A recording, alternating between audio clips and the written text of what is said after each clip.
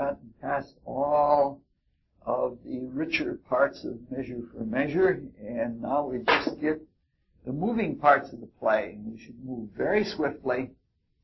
We're going to try to get through all of Act 4 this evening and all of Act 5 next time. We should have little trouble doing that. I'll lead off with the song, and then Millie, you can take over. Take, oh, take those lips away that so sweetly were forlorn, and those eyes, the break of day, lights that do mislead the morn.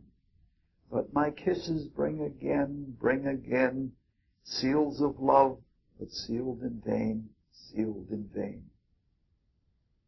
Break off thy song, and haste thee put away. Here comes a man of comfort, whose advice hath often stilled my soul of discontent. I cry you mercy, sir, and well to wish you had not found me here so musical. Let me excuse me and believe me so. My mirth is much displeased, but please my woe. 'Tis good, though, music often hath such a charm, to make bad good, and good provoke to harm. I pray you, tell me, hath anybody inquired for me here today? Much upon this time have I promised here to meet thee. To meet. You have not been inquired after. I have said to you all day. I do constantly believe you. The time has come even now. I shall crave your forbearance a little, and maybe I will call upon you anon for some advantage to yourself. Mark, you're up. I am always bound to you. Very well met, and welcome. What is the news from this good deputy? You got the garden circummured with brick, whose western side is with vineyards. Back into that vineyard is planted gate that makes his opening with a bigger key. The other command a little door which from the vineyard to the garden leads. There have I made my promise upon the heavy middle of the night to call upon him. But shall you on your knowledge find this way? I have taken a due and wary note upon it, whispering and most guilty diligence in all action of precept did he show me the way twice o'er. Are there no other tokens between you three concerning her observance? No, none, but only a repair the dark, and that I have possessed him. My most stay can be but brief, for I have made him know I have a servant comes along with me, that stays upon me, whose persuasion is, I come about my brother. 'Tis well borne up, I have not yet made known to my aunt a word of this. What holy thing comes forth? Got 2 more lines. Oh, I pray you be acquainted with this maid. She comes, you do good. I do desire the like. Do you persuade yourself that I respect you? Good friar, I know you do.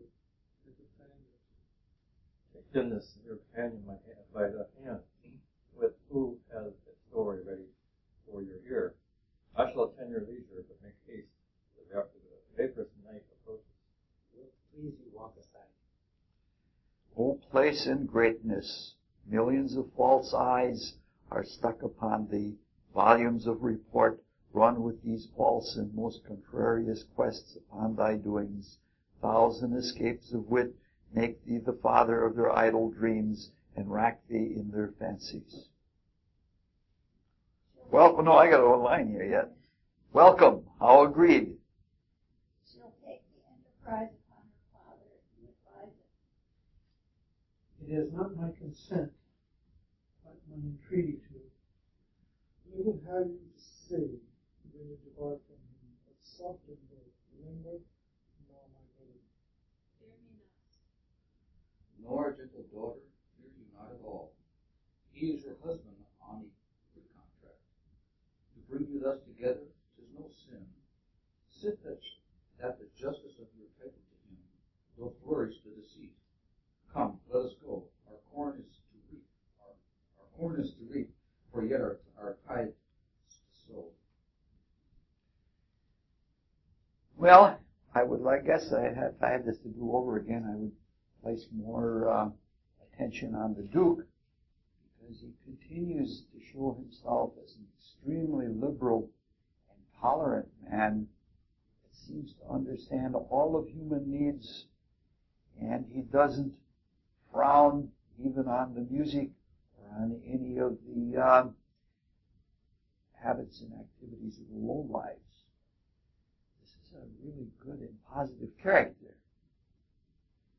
His wisdom is shown, I think, in the scene in that he allows the women to plan and work out their own way of doing things.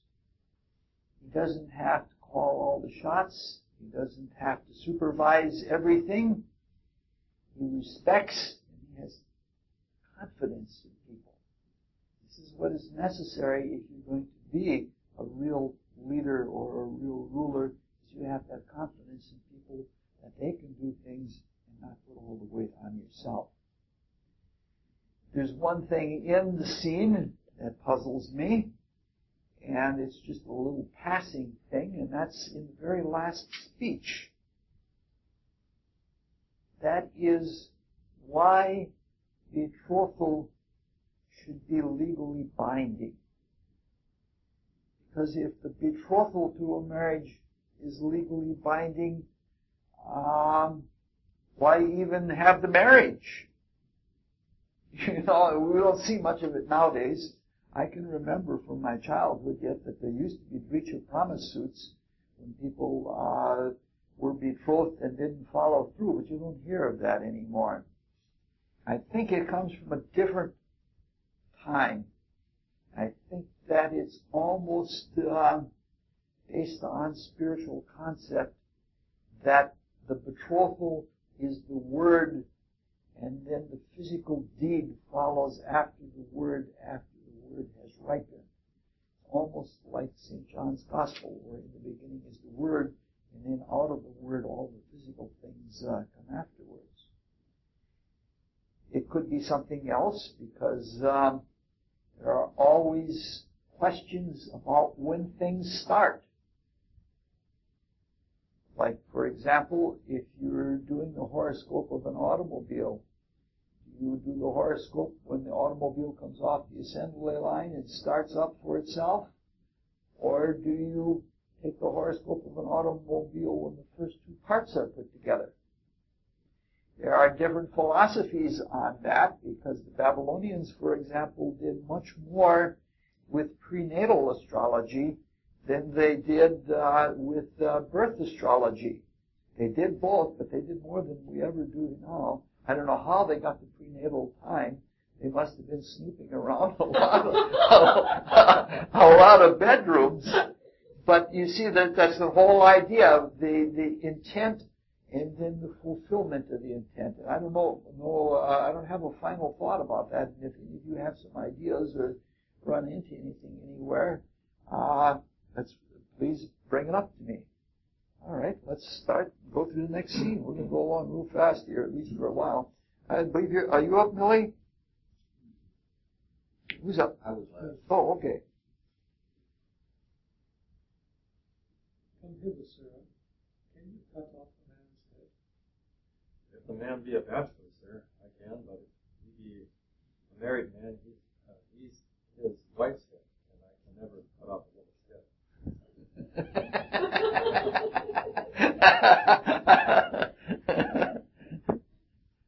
Come, sir, leave me your snatches, and you will be a direct answer. Tomorrow morning are to die Claudio and Barnabine. Here is in a prison a common executioner, who in his office lacks a helper. If you will take it on you to assist him, it shall redeem you from your guides. If not, you shall have your full time of imprisonment and your deliverance with an unpitied whipping, for you have been a notorious bog. Sir, I have been an unlawful bawd, time out of mind, but yet I will be content to be a lawful hangman. I would be glad to receive some instruction from my fellow partner. What hole at Orson? Where's at Orson there? Do you follow, sir? Sirrah, there's a fellow will help, Sirrah, here's a fellow will help you tomorrow in your execution. If you think it need, bound with him by the ear, and let him abide here with you. If not, use him for present and dismiss him. You cannot plead his estimation with you. He has been abroad. Above, sir? Fie upon him. He will discredit our mystery. Go to, sir, you weigh equally. Other will turn the scale. Pray, sir, by your good favor, for surely, sir, a good favor you have, but that you have hanging look, do you call, sir, your occupation a mystery? Aye, sir, a mystery. Anything, sir, I have heard say is a mystery. And your horrors, sir, being members of my occupation, using painting, do prove my occupation a mystery. For what mystery there should be in hanging, if I shall be hanged, I cannot imagine. Sir, it is a mystery. Every true man's apparel fits your thief. If it be too little for your thief, your true man thinks it big enough. If it be too big for your thief thinks it little enough. So every true man's apparel fits your thief. Are you agreed? Sir, I will serve him, for I do find your hangman is a more penitent trait than your bawd. He doth oftener ask forgiveness. You, Sirrah, provide your blocks and your axe tomorrow morning, or tomorrow, 4 o'clock. Follow, Lord. I will instruct thee in my trade. Follow. I do desire to learn, sir, and I hope if you have occasion to use me for your own turn, you shall find me here, for truly, sir, for your kindness I owe you a good turn. Call hither Bernardine and Claudio. The one has my pity, not a joke the other. Being a murderer, though he were my brother. Look, here's the warrant, Claudio, for thy death. 'Tis now dead midnight, and by 8 tomorrow thou must be made immortal. Where's Bernardine? As fast locked up in sleep as guiltless labor, when it lies starkly in the traveler's bones, he will not wake. You can do good on him. So go prepare yourself. But hark, what noise? Heaven give your spirits comfort. By and by, I hope it is some partner reprieve for the most gentle Claudio. Welcome, Father. The best and wholesome spirits of the night envelop you, good provost. Who called here late? Long since the curfew rung, Not Isabel? No. they will then ere to be long. What comfort is for Claudio? There's some in hope. It is a bitter deputy. Not so, not so. His life is parallel, even with the broken line of his great justice. He doth with holy abstinence subdue that in himself which he spurs on his power, qualify others. Were he kneeled with that which he corrects, then were he careless. But this being so, is just. Now are they come. This is a gentle though seldom when, because sealed jailer is the friend of man. Now, what noise? That spirits possess haste, that wounds the unsisting postern with these strokes. There he must stay until the officer arrives to let him in. He is called up. Have you no countermand for Claudio yet? But he must die tomorrow. None, sir, none. As you near the dawning, provost, as it is, you shall hear more ere morning. Happily, you something know. Yet I believe there comes no countermand. No such example have we. Besides, upon the very siege of justice, Lord Angelo hath to the public ear confessed the contrary. This is his Lord's man. And here comes Claudio's pardon. My Lord has sent you this note by me as further charge, that you swerve not from the smallest article of it, neither in time, matter, or other circumstance. Good morrow, for as I take it, it is almost day. I shall obey him. This is his pardon purchased by such sin, for which the pardoner himself is in. Hence have offense with celerity. When it is born in high authority, when vice makes mercy, mercy is so extended that for the fault love is the offender rendered. Now, sir, what news? I told you, Lord Angelo belike, thinking me remiss in mine office, awakens me with this unwonted putting on. He thinks strangely, for he hath not used it before. Pray you, let's hear.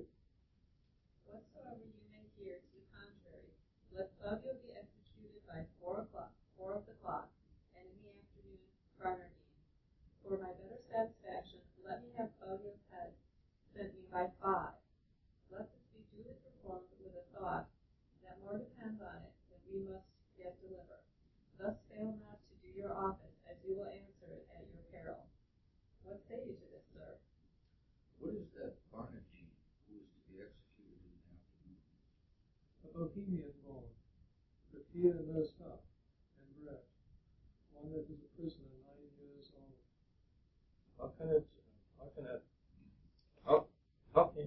How came it that the absent Duke had not either delivered him to his liberty or executed him? I have heard it was ever his manner to do so. His friends still wrought reprieve for him, and indeed, this fact, till now in the government of Lord Angelo, came not to an undoubtful proof. Is it now apparent? Most manifest and not denied by himself. Hath he borne himself penitently in prison? How seems he to be touched? A man that apprehends death no more dreadfully but as a drunken sleep, careless, reckless, and fearless of what past, present, or to come, insensible of mortality, desperate, mortal. He wants advice. He will hear none. He hath evermore had the liberty of the person. Give him leave to escape hence. He would not. Drunk many times a day, yet not many days entirely drunk. We have very often waked him, as if to carry him to execution, and showed him a seeming warrant for it. It hath not moved him at all. Lord lives on. There is written in your brow, provost, honesty and constancy. If I read it not truly, my anxious skill beguiles me. But in the boldness of my coming, I will lay myself to hazard. Claudio, we hear you have warrant to execute. Is no great forfeit to the Lord than Angelo, who hath sentenced him. To make you understand this in a manifested effect, I crave but 4 days for its respite, for the which you are to do me both a present and a dangerous courtesy. Pray, sir, in what? In a delaying death. Alack, how may I do it, having the hour limited, and an express command under penalty to deliver his head in the view of Angelo? I may make my case as Claudio's to cross this in the smallest. By the power of mine order, I warrant thee, if my instructions may be periodic, let this Barnardine be this morning executed, and his head borne to Angelo. Angelo hath seen them both, and will discover the favor. Oh, that's a great disguiser. And you may add to it, shave the head and tie the beard, and say it was the desire of the penitent to so buried, course is common. If anything fall to you upon this, more than thanks and good fortune by the saint to my profess, I will be against it in my life. Pardon me, good father, it is against my oath. Were you sworn to the Duke or to the deputy? To him and to his substitutes. Will you think you have made no offense if the Duke loves the justice of your dealing? Well, what likelihood is in that? Not a resemblance, but a certainty. Yet since I see you fearful that neither my coat, integrity, nor persuasion can with ease attempt you, I will go further than I meant, to pluck all fears out of you. Look you, sir, here is the hand and seal of the Duke. You know the character, I doubt not, and the signet is not strange to you. I know them both.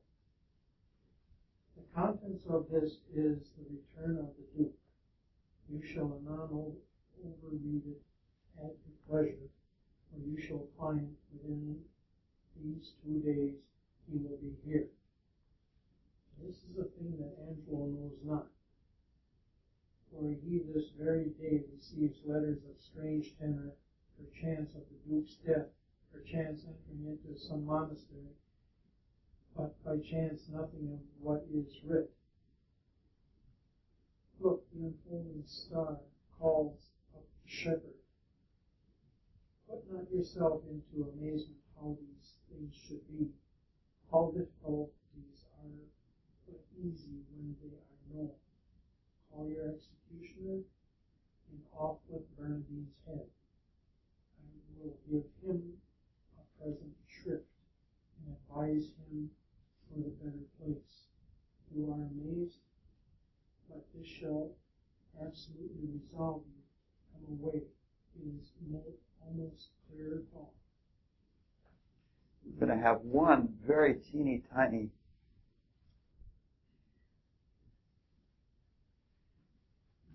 all right. There is a certain amount of ironic juxtaposition in this scene, especially at the beginning.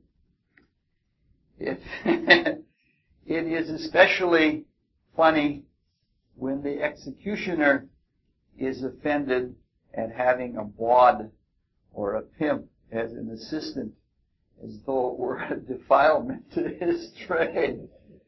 That leads us to a theme that we've had pending for the last 2 or 3 talks now, but we'll get to it later tonight. But just try to remember the idea. At line 30, there is a classical allusion that is pertinent to mysticism, and so we're going to somewhat of a side trip. There is in Egyptian mythology something that is called the weighing of the soul in the balance of Ma'at. Ma'at is the Egyptian Themis, goddess of justice, the one with the blindfold that carries the scales. Only Ma'at in Egyptian mythology is a much more powerful and a much more universal character. It's a strong Libra archetype. She has not only to do with justice, but with all sorts of balance in the cosmos and all of the things that need to be attuned in relation to each other. The picture of Ma'at's balance has to do with the weighing of the soul after death. And this is taken from Egypt. This is a bit messed up because it's been in the hallway in the basement. Just pass it around and look at it. There is a scale, and in one side is a jug holding the soul, and in the other side there is a feather. And the idea is that depending on the weighing of the soul, if your soul is heavier than a feather, you must descend into the lower regions for punishment or purgation or whatever happens in the lower worlds. Now, due to the Egyptian style of art, in this picture, the feather is pretty stiff and it's pretty substantial. What is usually meant is something like this.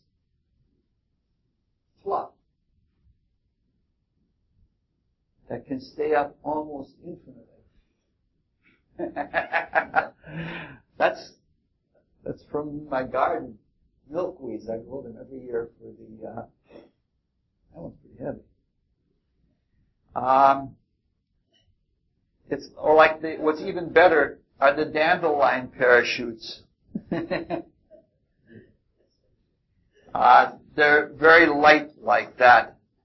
They float aloft and they seem like out in the wind, like they're going to stay up forever. Even in the calmest of conditions, they seem to float. It's almost like having a thought floating when you're in a really deep, still, quiet contemplation.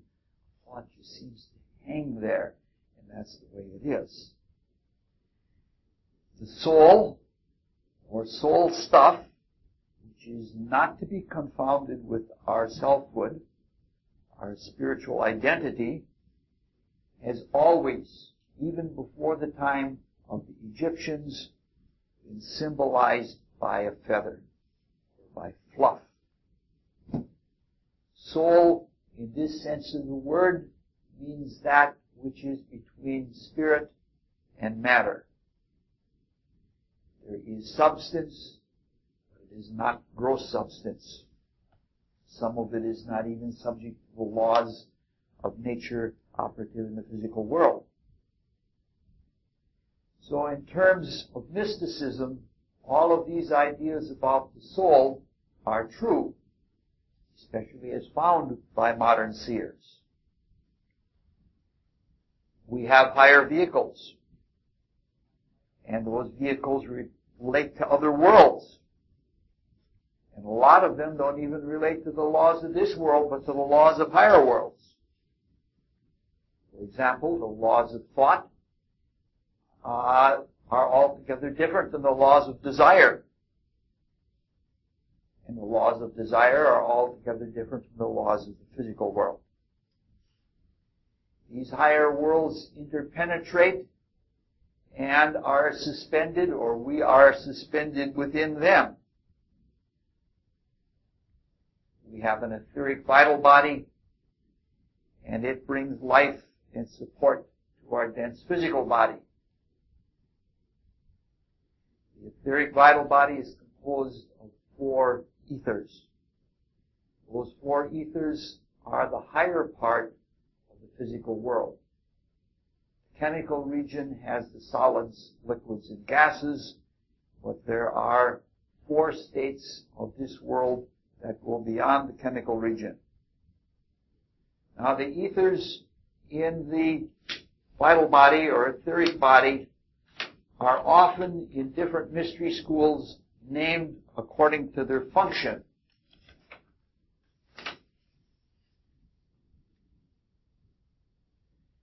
The 2 lower or grosser ethers, chemical ether and the life ether, are sometimes called biological ethers. They're called that because they support the dense physical body, they give it life, they allow it to grow, they cleanse it, doing things like that. The biological ethers are always in the body or near it, or hovering around it, at least in part during sleep.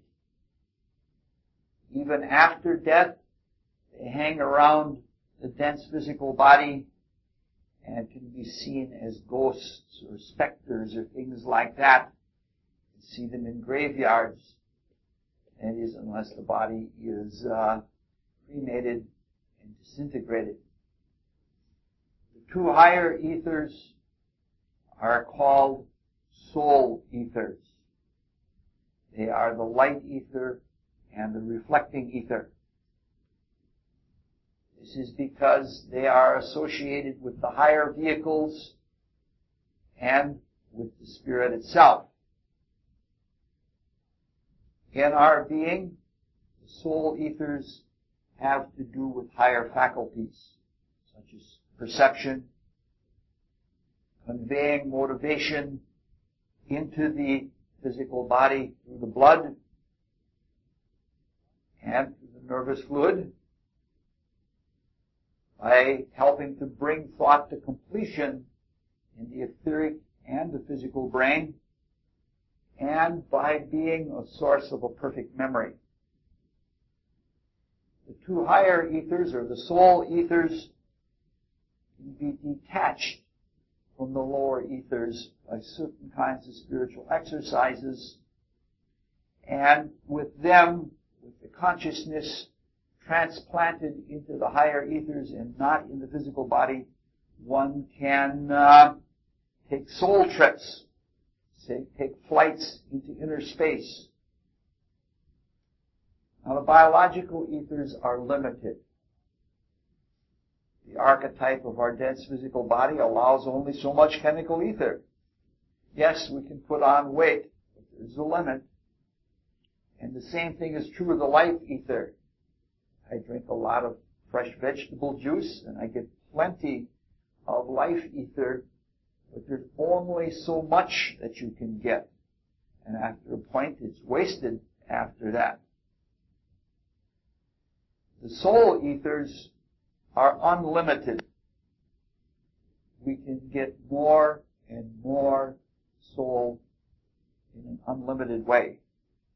They are also not destroyed in the afterlife.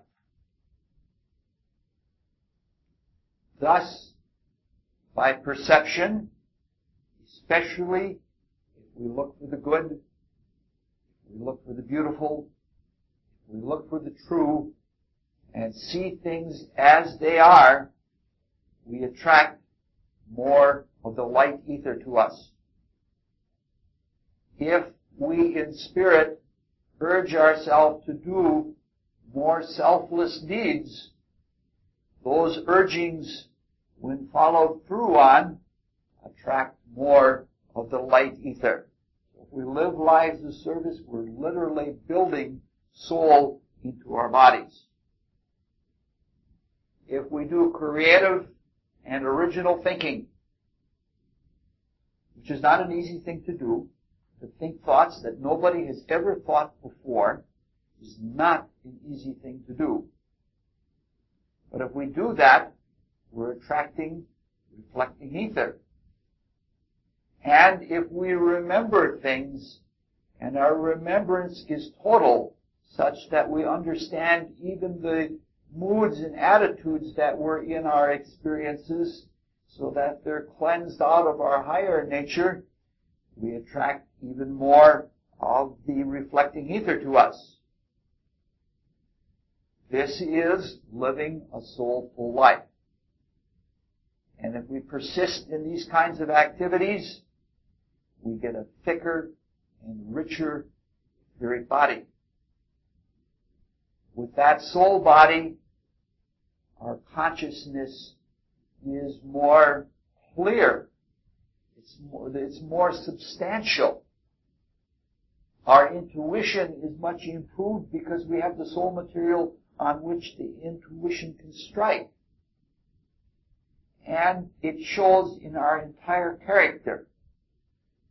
One doesn't even have to be but on the edge of etheric clairvoyance to see a person who is highly soulful. They are surrounded by light. That a person carries their own light with them. And there's no limit to this. This is what we're trying to do because we realize that the world that we live in is a world of effects. And the meaning is in the world of causes. And our actions are much more efficient if we're working along with the intent and the meaning of the cosmos rather than just the actions. So the sooner we can build the soul body and detach it from the physical body and go into a world that is almost pure meaning, the quicker we will be able to live very efficient lives and evolve much more swiftly and have more creative contribution to the ongoing evolutionary creation.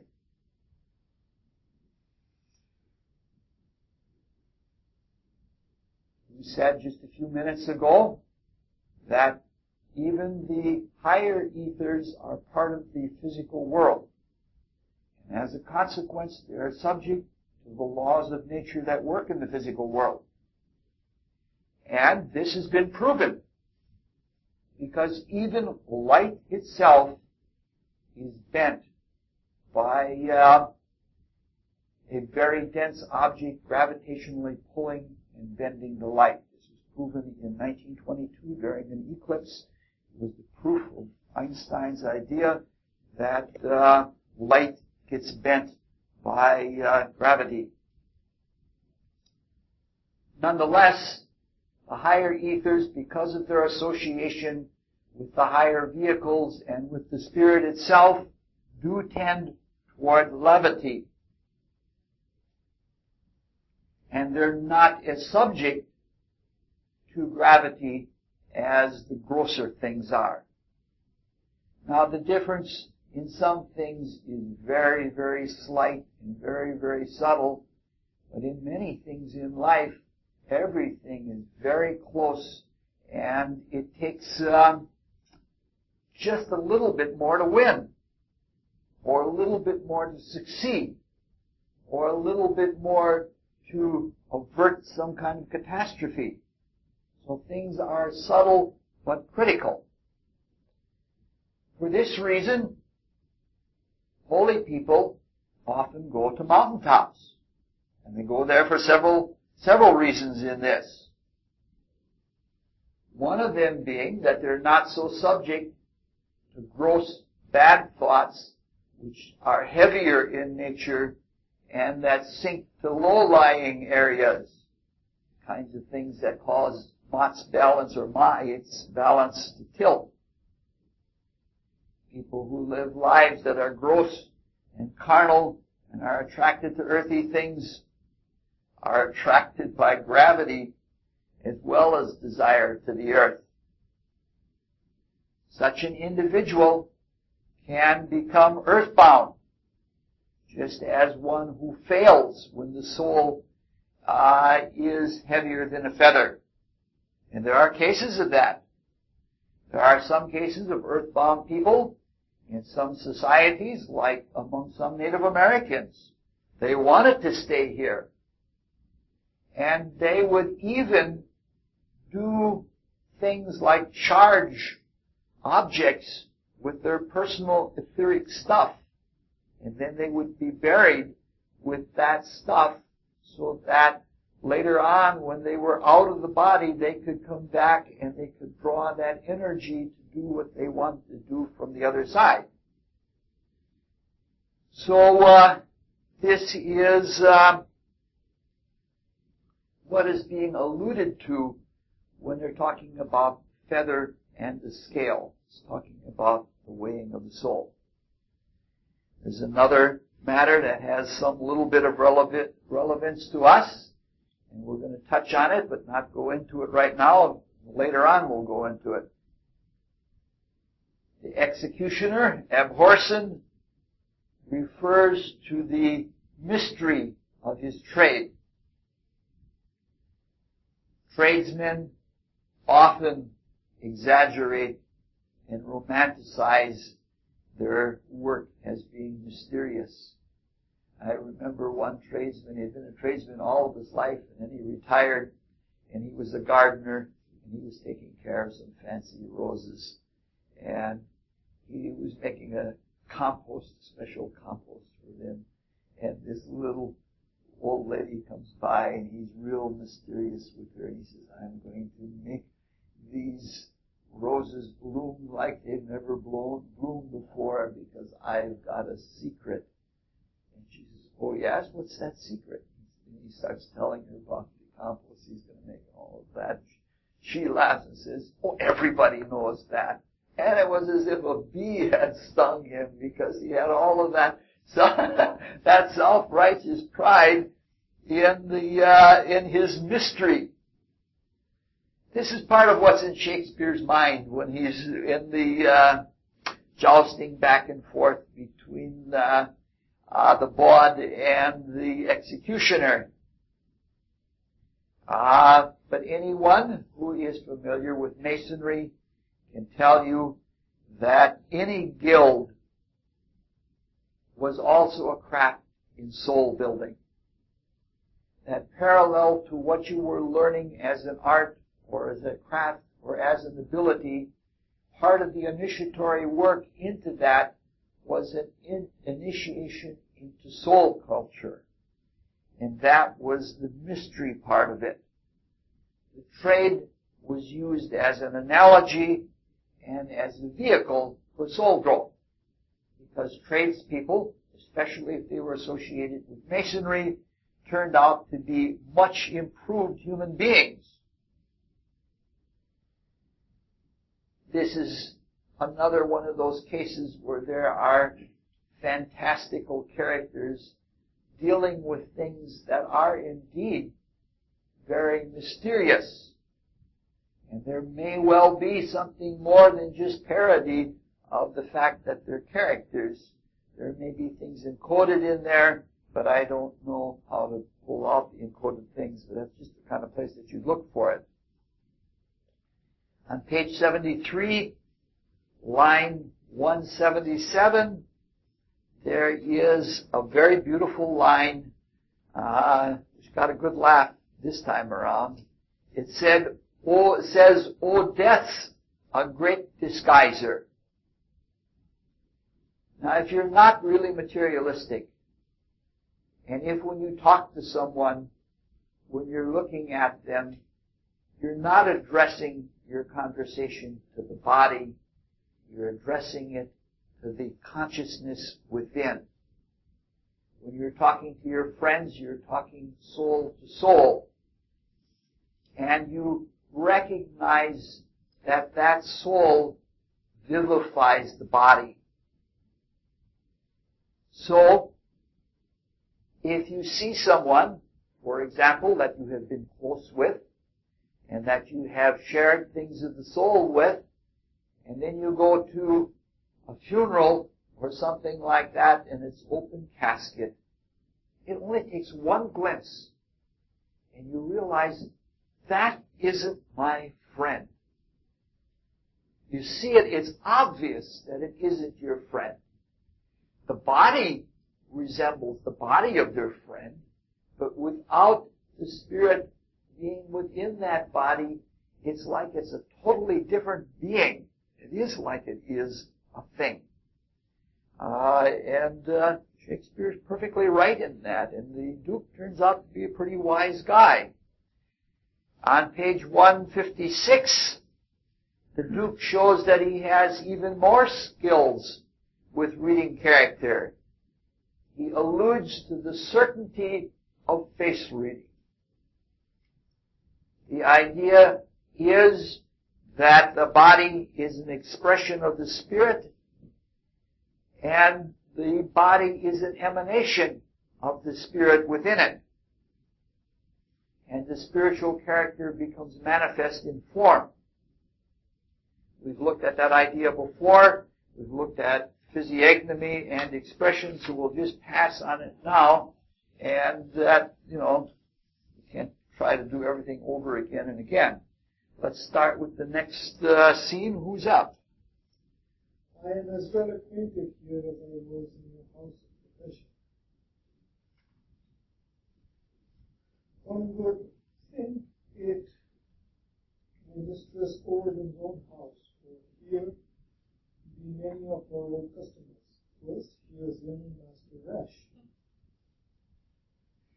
He is in for a commodity of brown paper and old ginger, 9 score and 17 pounds, of which he made 5 marks. Very many. Married, the ginger was not much in request, for the old women were all dead.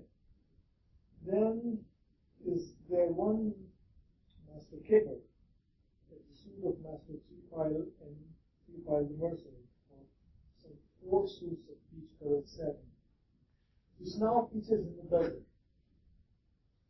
Then we have here a young Lizzie, a young Master Treefile, and Master Copper's Fur, and Master Star Lackey, the Rapier and Daggerman, the young Rough Air, and killed Lusty Pudding, Master Fortnight the Tilter, and brave Master Shootout, great traveler, and wild half-can, and Stat Fox, and, I think, 40 more, all great doers in our trade, and are now for the Lord's sake. Sir, Barnaby, hither. Master Barnardine, you must rise and be hanged. Master Barnardine. Oh, Barnaby. Pox on your throats. Who makes that noise there? What are you? Your friend, sir, the hangman. You must be so good, sir, to rise and be put to death. Away! I am sleepy.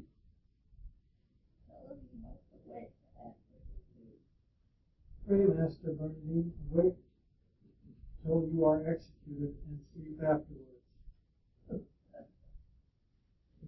Go into him and fetch him out. He's coming, sir, he's coming. I hear his straw ruffle.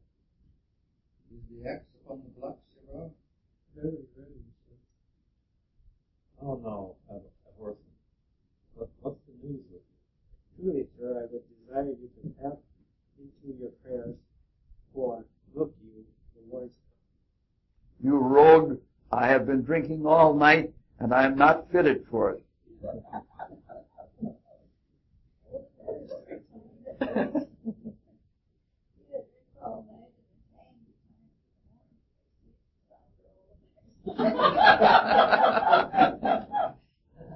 Look you, sir, here comes the ghostly father. Can we just now, think you?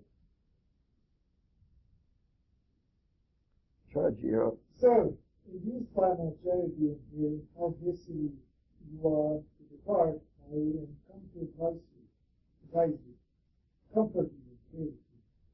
Friar, not I. I have been working hard all night. And will have more time to prepare me, or they shall feed out my brains with Philip. I will not consent to die this day, that's certain. Oh, sir, you must. And therefore I beseech you, look forward on the journey you shall go. I swear I will not die today, but any man's persuasion. I hear you. However, if you have anything to say to me, come to my Lord, for thence will not I today. Unfit to live or die. O gravel heart. After him, fellows. Bring him to the block. A creature unprepared, unmeet for death. And to transport him in the mind, he is word damnable. Here in the prison, Father, there died this morning a cruel fear, one Robazine, a most notorious fighter, a man of 12 years, his beard and head just of his color. What if we do omit this reprobate till he were well informed and satisfied deputy with the visage of Robazine, more like Cloudy. Oh, it is an accident that heaven provides. Dispatch it presently, the hour draws on. Be fixed by Angelo. See this be done, and send according to command, whilst I persuade this rude wretch willingly to die. This shall be done, good father, presently. But Barnardine must die this afternoon. And how shall we continue, Father Rose, save me from the dangers that might come to either one alone? Let this be done. Put him in secret college, where Barnardine and Victoria. That twice the son hath made his journal easier to the younger generation. You shall find the safety mountains. I am your free dependent. Quick, dispatch and send ahead to Angelo. Now will I write letters to Angelo, the provost, who shall bear them,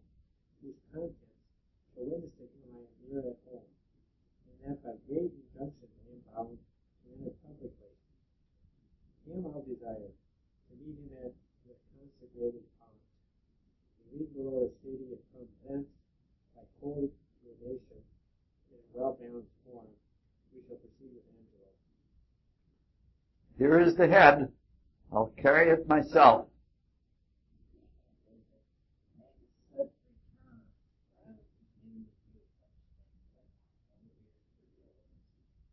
I'll make all speed. Peace, soul, be here. The tongue of Isabel, she's come to know, if her brother's pardon, she come hither, but I will keep her ignorant of her good, to make her heavenly comfort to despair, when it is least expected. Oh, by your leave. Good morning to you, fat and gracious husband. The letter given me by the holy man, and yet the deputy sent my brother's pardon. Yet released him, Isabel, from the world. His head is off, and sent to Angelo. Nay, but it is not so. He is no other. Show your wisdom, daughter. Oh, I will to him and pluck out his eyes. You shall not be admitted to his sight. Unhappy Claudio, wretched Isabel, injurious world, must stand with Angelo. This or hurts him or profits you a friend. Forbear it, therefore, leave your cause to find. Mark what I say, which you shall find by every syllable of his verity. Duke comes home tomorrow. Nay, dry your eyes. One of our cousins and his confessor gives me this instance. Already he hath carried notice to Thessalus. that was an Angelo, and you prepare to meet him at the gates, there to give up their power. If you can, stay sure in that good path that I would wish you to go, and you shall have your bosom on this pledge, grace love to do, revenge to your heart, and general honor. And directed by you. This letter then to Friar Peter give, this that he sent me of the duke's return, say by the token I desire his company, that Marina's house tonight. Her cause and yours I will perfect him without, and shall bring you before the duke, and to the head of Angelo, accuse him home and home. For my poor self I am combined by the sacred vow, and I shall be absent. And you, with this letter, command these cutting waters from the eyes, a light heart. Trust not my holy order, if I pervert your course, who is here? Good even. Friar, where's the provost? Not within, sir.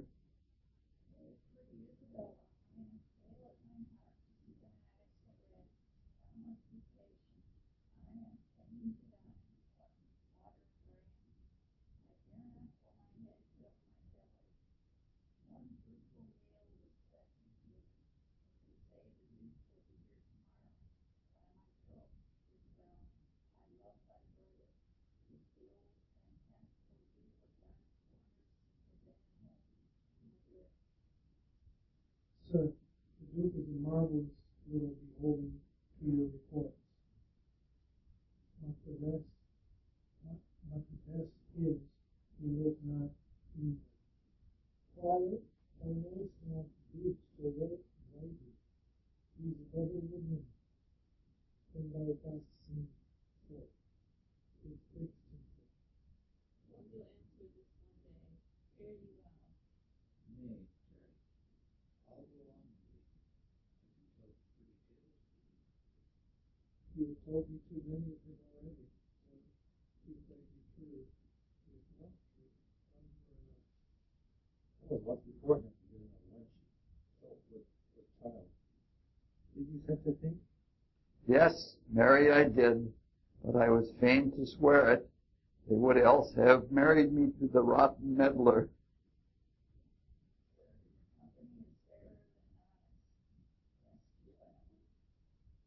By my troth, I'll go with thee to the woman's end. If body talk offend you, you'll have very little out of it. Nay, Friar, I am of a kind bird. I shall stick.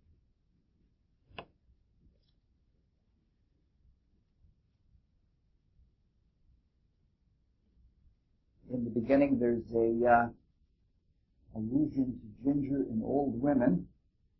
And I looked in two herbals that have material from the time of Shakespeare, and none of them mention how old women used ginger. I'm assuming that it was used as a stimulant and most likely a bowel stimulant, particularly for older women. It's just a guess. Now, things happen in here. Now, it seems like it's a contrivance or an extreme stretching of poetic license to have the pilot who looks like Claudio died during the night, pirate. Perhaps it is a contrivance. Perhaps it is not a good thing to do. But fortuitous experiences or coincidences frequently do happen.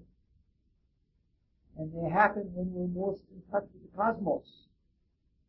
In fact, if we can have that attitude of God is in its heaven and all is well, and we keep ourselves attuned to the universal spirit, I think those coincidences happen more often.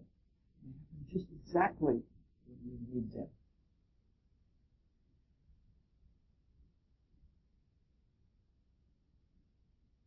There are sometimes, even in the noblest of characters, that Shakespeare produces things that I find repulsive. So if you look at the speech on page 79, line 108, the Duke says he's going to keep Isabella ignorant of the survival of her brother in the case of the order of the execution. He says it will cheer her up when she least expects it and is deeply despairing. I don't like that at all. I think that it's cruel and inhuman treatment. It is unnecessary. Now, if he had said, I'm going to keep the truth for her so that in her state she will plead her case before Angelo and the returned Duke with much more intensity, that I could understand. If he had done it to prove and reprove her faith, it would have been extreme, but that would have been believable and positive. But as it is, to make her feel better at another time, to have her go through something like that, I just think it's cruel. I think this is an example of a contrivance. And it's a contrivance to move the audience at a later time. And I don't agree with him all the way through. He's playwright. To me, one of the truest tests of character and character growth is the imitation of divinity in one's life. The more one lives with the character and characteristics of God, the more one is likely to be a really advanced soul. I'm not talking about pretense, a holier than thou attitude. We're talking about really with divine attributes. God is spirit. He is the ultimate goal of everything in existence. For us, in spirit, God is the ultimate role model. If one is a liar, a scoundrel, a flesh lover, that one by their acts demonstrates that they're not holy. One thing that in my life I've noted is that the Spirit is generous. And it does everything it can because it doesn't want to go through the inefficient route of developing character in pain and suffering. Pain and suffering we learn by them, and we learn very well by them. It's inefficient. We have all those other things we have to go through at the same time. So we're always given another chance. And it's as if the voice of God as conscience gives us warning after warning after every chance. If we have a bad habit, each and every time we go into it, we have the option to not go into it. It's always a warning. If we persist in wrongdoing, then the boom must be lowered on us. And in this regard, the Duke proves himself to be divine. Truly divine. He gives Lucio another chance to be honest and not to brag himself up by making the Duke look like a scoundrel like himself. The Duke, this is really the sign of an advanced soul. It's like what would be called a second-mile Christian that goes an extra long way to give somebody a break. Unfortunately, Lucio presents the folly of his self-aggrandizing attitude, his dishonesty all over again, and fails in doing that. All right, let's read the next scene. We're going on through the next one here. Certainly, if you look at this was other.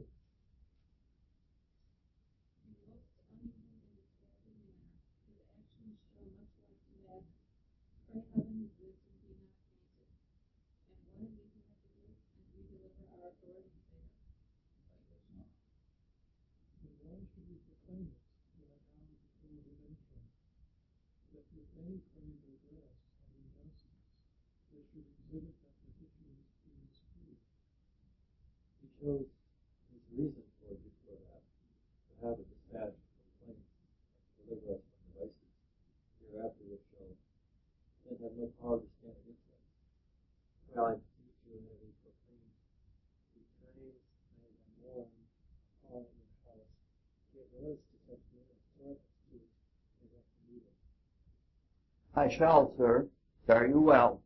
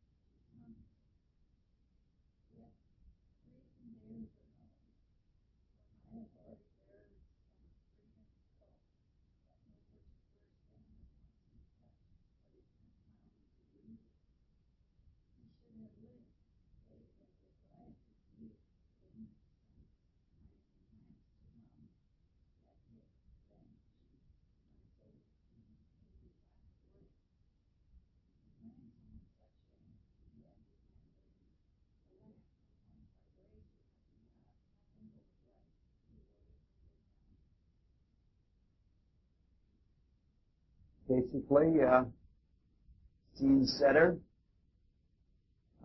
setting things up for the action that is to come. It does so pretty smoothly. It shows that the Duke is a pretty savvy guy. He knows how to not keep everybody off their guard by not letting them know what's going on. He sends this kind of message and that kind of message and that kind of, I think they call it disinformation now, and people dislike it when it's done by espionage agents and such like that. But sometimes it's a necessary thing to do. So he's not just a namby-pamby Duke that wants to be a monk. He knows what to do in matters of state. There are a couple of little things of interest in the scene. One is of psychological interest. It gives us a glimpse into the mind of a scoundrel. In this case, Angelo. First, he banks on the weakness of others and not on their strength. He banks on the fact that Isabella will probably be too meek to say anything. He's sure that the shame of Isabella is going to, he thinks he's deflowered her. He thinks that's going to ensure her silence. If it had really happened, it's not even clear that he would be right. Because scoundrels often misjudge how strong, true, and good people really are. Active sin is very frequently associated in the zodiac of Scorpio. Scorpio can be austere and brutally cold, like Angelo. However, the sex force cannot be completely kept down. It's too powerful. Eventually, passion will assert itself one way or another, as it did with him. Scorpio is also one of the suspicious signs. So in this last speech, we see Angelo psychologically. She's sealing her lips. We see Angelo psychologically analyzing who's going to act in what way and what the upshot of it is going to be. Scorpio is one of the martial signs. The other is Aries. And both of them can be violent. Aries is likely to be violent to just simplify things. See who's strongest and get things out of the way. Scorpio, as we know from its physiological function, eliminates. And it does so to keep there from being danger to the body. If we don't have bowel movements for several days, auto-intoxication takes place and we get poisoned. This is why Angelo realizes that he has to kill Claudio. Because if he freed Claudio, after all of the disgrace and everything that he did, Claudio might seek revenge later on. So we see that in terms of active sin, Angelo gets stuck in the same arc and descent into progressive violence in a domino effect that happened to Cain, all of the descendants of Cain, that is, all of us as humanity, and it's very much like what happened to Macbeth when we looked at that play. First he killed one person, and then there were others around that could have produced revenge, and so he had those killed, and then witnesses had to be killed, and this is an arc that once you take that, the whole line into death rather than the line into creation and apotheosis, when you take an arc that sinks down in that way, this is the kind of thing that happens. It really is like a domino effect. There's no end to uncontrolled desire, especially the ones that are expressed violently. All right, let's read the next scene. These letters have fit time delivered. Almost moves up purpose on a plot. The matter being afoot, you give instruction and hold whoever to our special good. Though sometimes do blench from this to that, and cause of minister. O Paul, Flavius, and Paulus, and tell them where I speak. Give the right notice to Valentius, Rowan, and to Crassus, and bid them bring the compass to the gate.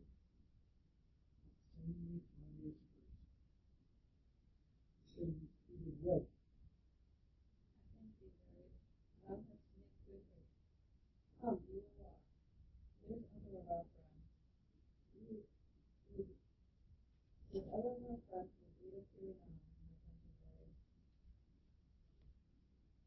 now. This is just the scene setter. Shows again that the Duke is quite astute, and he's been thinking, and he's a man of state, and he's trying to pull things off. Everything is extremely well planned. Let's finish up the last little scene, and then we'll have a little bit more.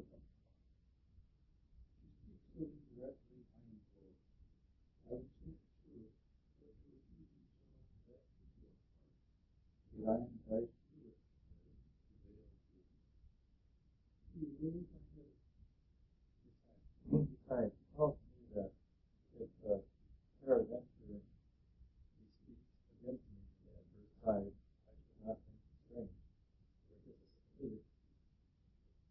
For this is that better speak him. What kind of Jesus? Oh, peace! The friar is come.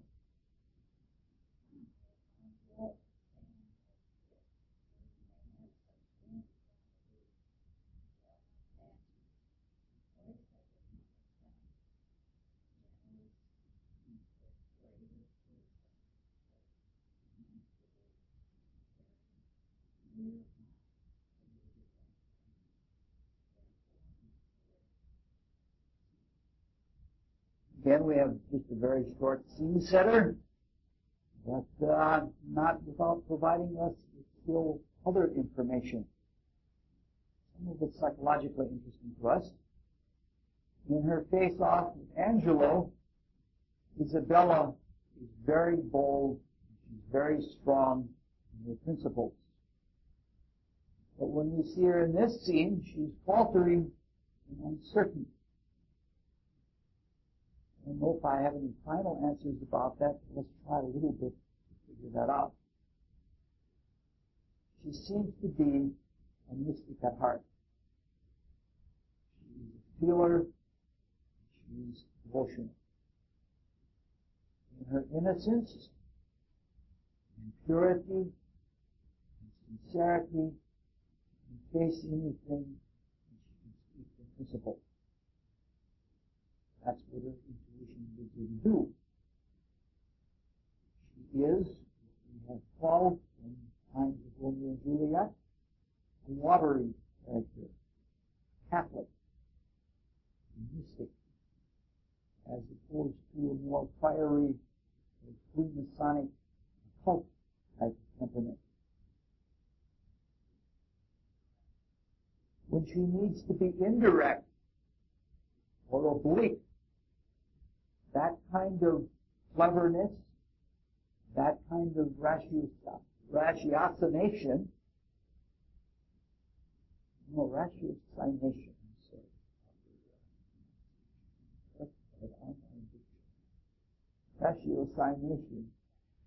she's at a loss. She can't do that. This is especially so when she has to be dissembling. If she can be pure, if she can be simple, she's great.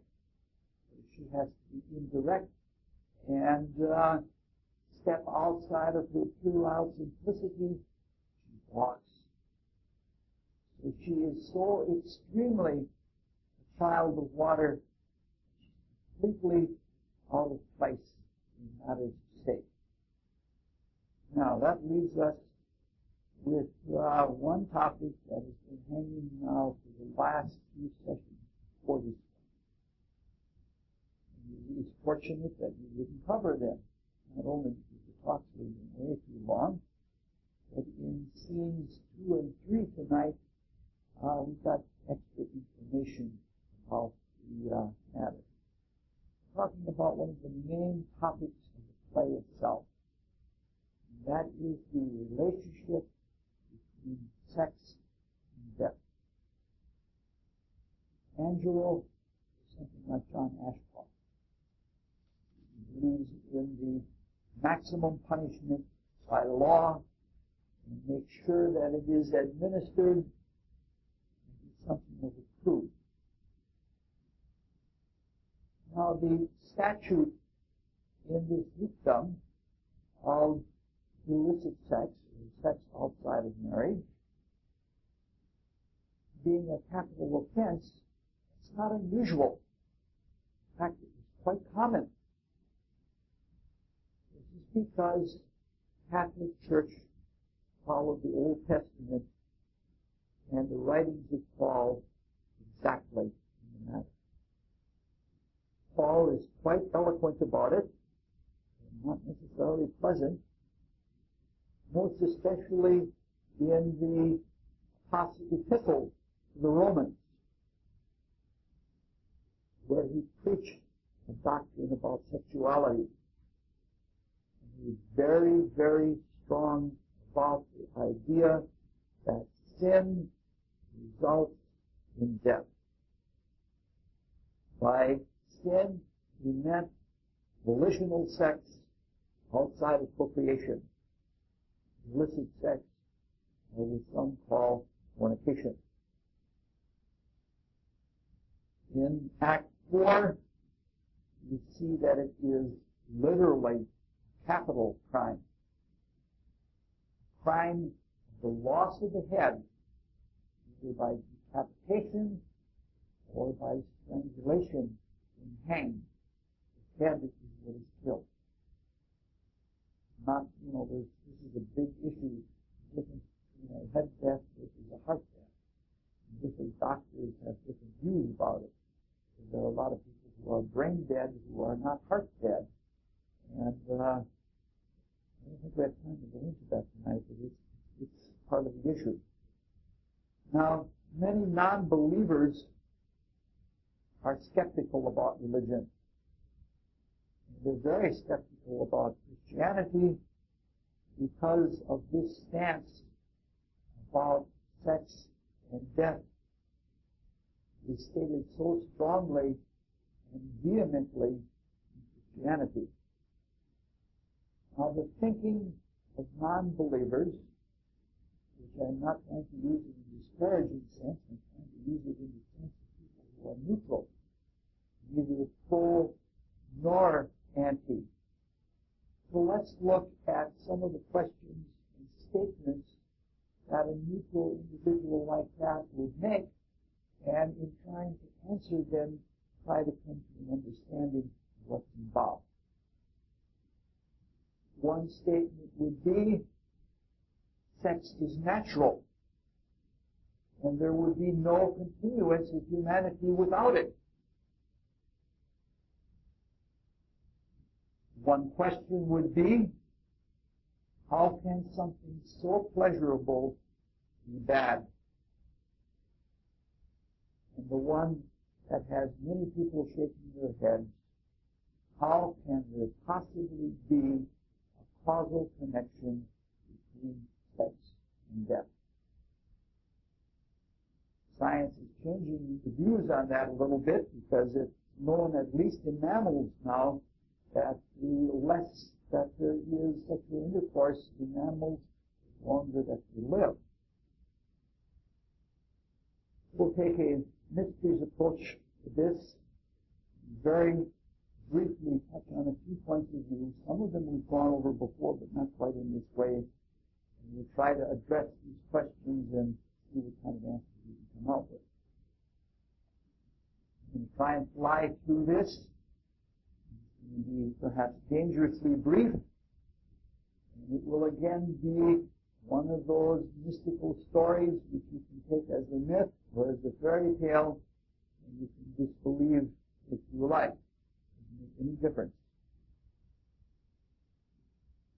Sex is a natural function, and we could not continue on this plane of existence without sharing its expression. However, it is more than a physical or a natural function. It is also a divine function and a divine activity. Mystics find that by clairvoyant observation, that each of us has a portion of this divine creative power according to what we have done in the past of evolution, and that power in us as in cosmos, is the power that creates everything, sustains everything, transforms everything, and dissolves everything. At one time, very early in our evolution, the sexual energy, our component of it, or our allotment of it, was central to our personal being. And we were very innocent. We were even less than childlike in some ways. And we were used as creative powers to further the ends of evolution, utilizing our divine creativity. As we came into this physical world from the more inner spiritual worlds, it became necessary to split the creative energy. We could no longer keep it central. We had to continue on here, so part of it was used for procreation. Part of it was used to build organs and to evolve, especially to evolve the brain and learning, so that the divinity could enter in and express divine creativity through the body. The splitting that took place was both internal and external in our being.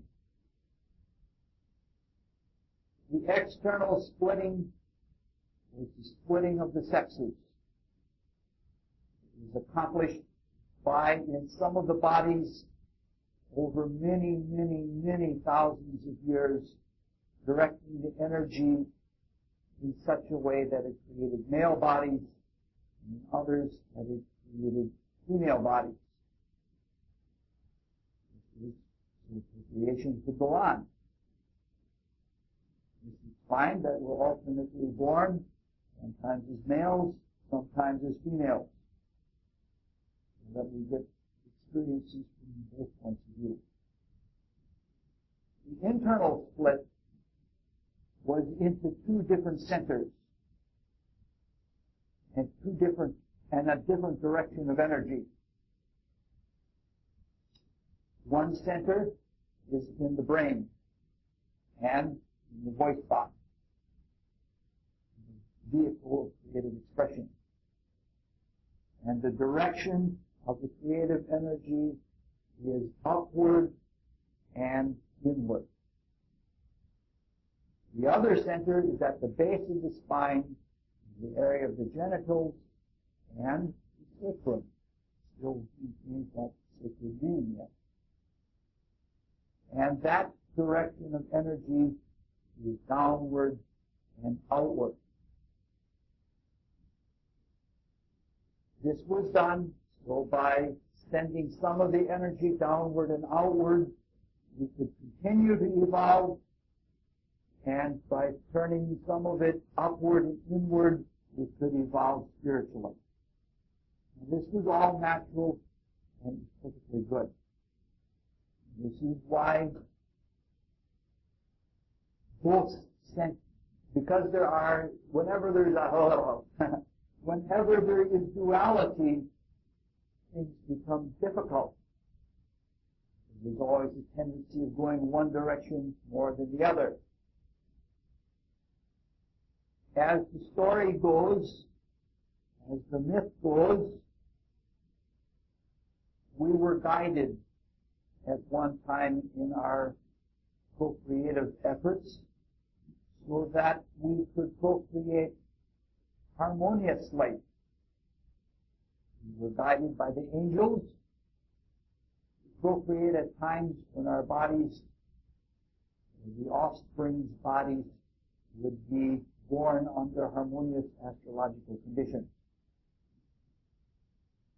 The angels operate from the moon and through the ethers into this world. They're not only on the moon, but they work through the moon and the energies in the moon. Hence, we have it in our languages. The mating is still associated with the honeymoon. Some of the angelic life waves at another time in evolution wanted to have their own way. And they overreached themselves. And they crippled themselves in evolution. They're called Lucifer spirits. They needed experience, but did not have the openness of the angels so that wisdom could flow through them. And so what they did is they saw us beginning to awaken in all of our creative capacities, and they egged us on through an inner clairvoyance to take the creative force into our hands and become immortal by procreating at will. They focused our attention downward and outward and brought us into awareness of our dense bodies. And hence we became aware of depth. Previous to this, we were completely inward beings.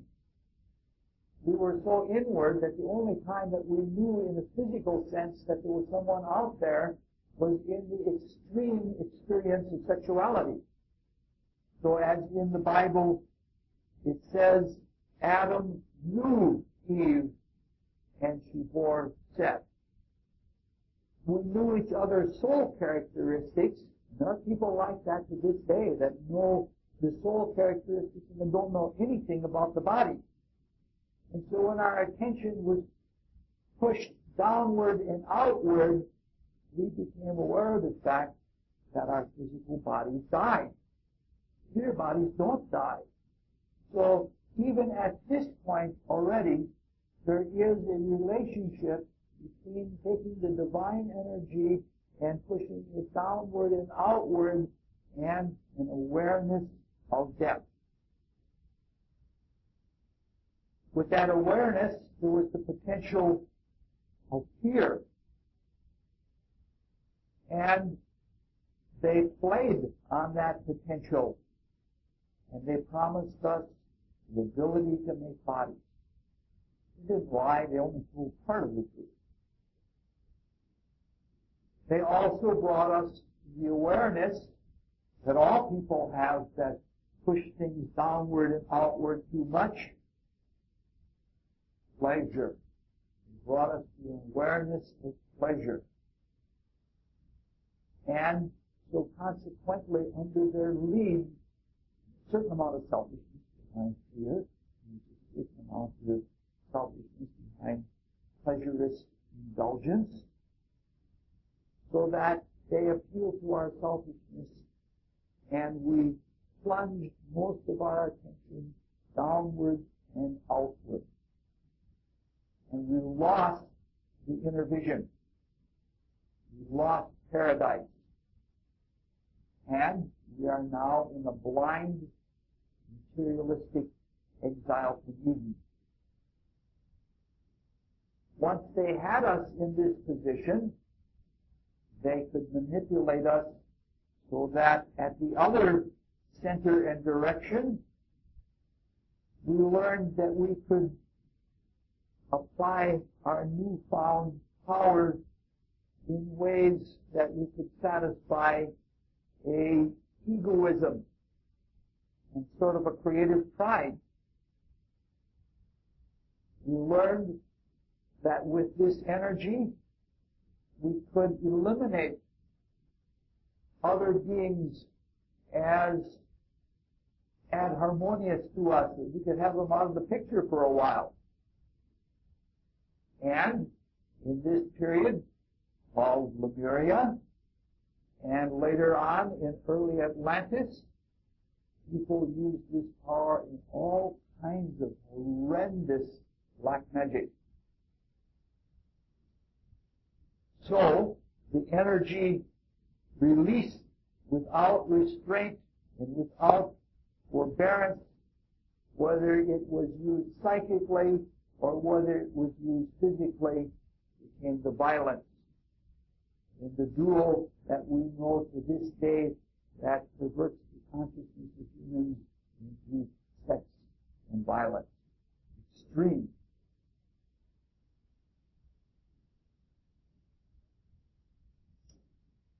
We also learned other things.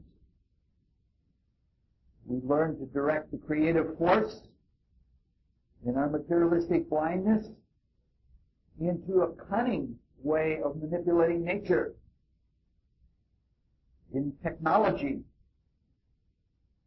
But the more we did this, the more selfish we became, the more separate we became, and the less we had of the universal view that would be available to us with full clairvoyance. And so the specialization that we have and that is rampant in the world right now, that destroys the whole by selfish application to small change, little issues of our own lives, are threatening life on this world at all.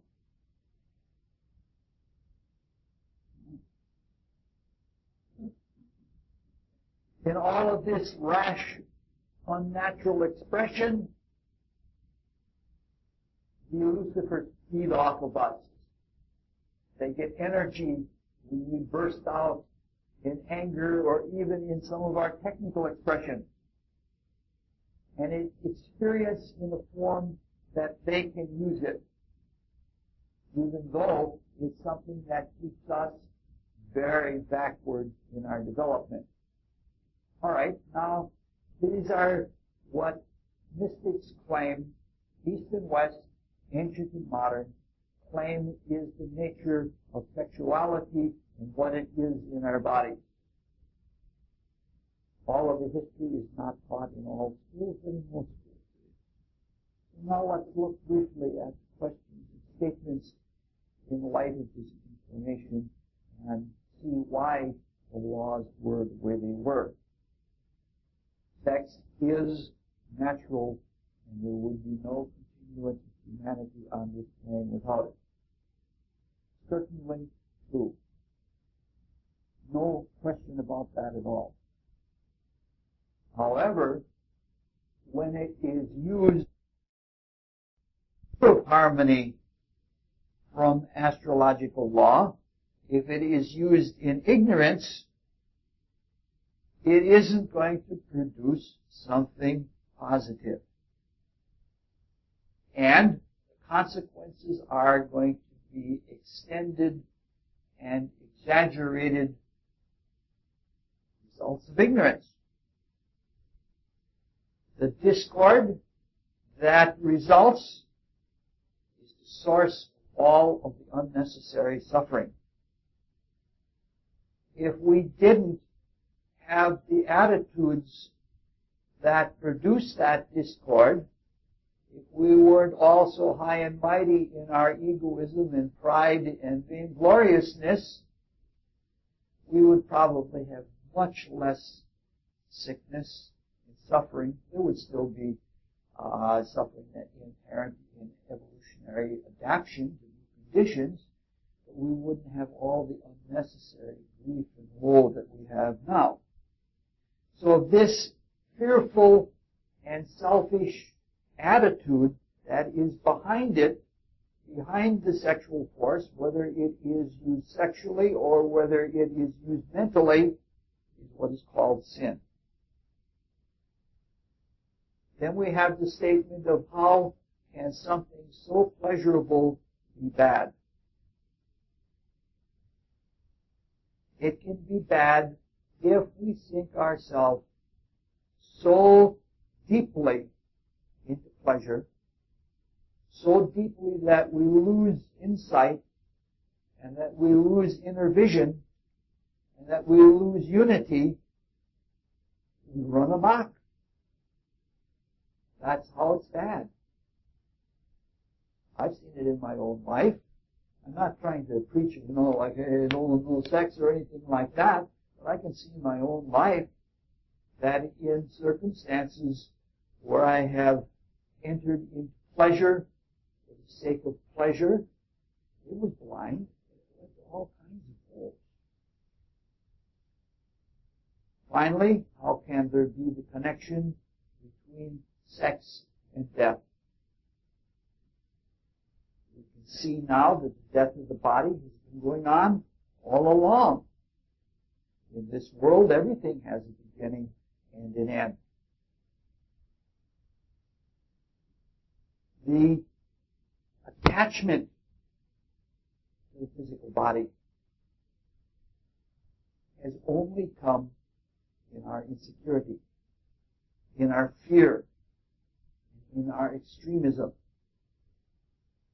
And from this attachment and from this extremism, we have put ourselves into materiality in such a way that we worship matter. In a way, we make an idolatry out of matter. We fear death more, and more as a result of it. So very, very briefly, we can see how these Bible stories can be interpreted and misinterpreted. Misinterpreted when we say, if we don't understand Paul correctly, when we say that the result of sin is death. The death was there, and even the recognition of death was there before there was sin. But what he is saying is the great fear that we have, the great attachment that we have that makes death such a dreadful thing is certainly the result of sin. We can also see how under misintended actions we became subject to the law. In Angelo, we can see how the creative energy, which can just as well be described as libido, can be uncontrollable. Only when we function from our divine being and when we are giving and creating in that high sense can that possibly be controlled. You can't do it by austerity. You can't do it by forced repression. Also, we see in Angelo some kind of vainglorious pride. He is the lawgiver. He has identified power with ego. He believes he is above the law. He believes he is capital. That is the head of state. That he's above it all. So we can see how the head of state can, in a negative way, be separated from the body of humanity. And the whole idea of separating the head from the body is a recognition of the fact of the extremity of the creativity being directed in a negative way to both head and body so that they pull apart from each other. So we can see how sex is indeed a capital situation. We lose our head in sex. It's not a hard thing to understand at all. All right, sounds a little bit almost like a Baptist church. I was afraid it might come off that way because I'm trying to do it too quickly. Next time we'll finish the play, I hope, and then we have the theme taught. We'll move on to King Lear.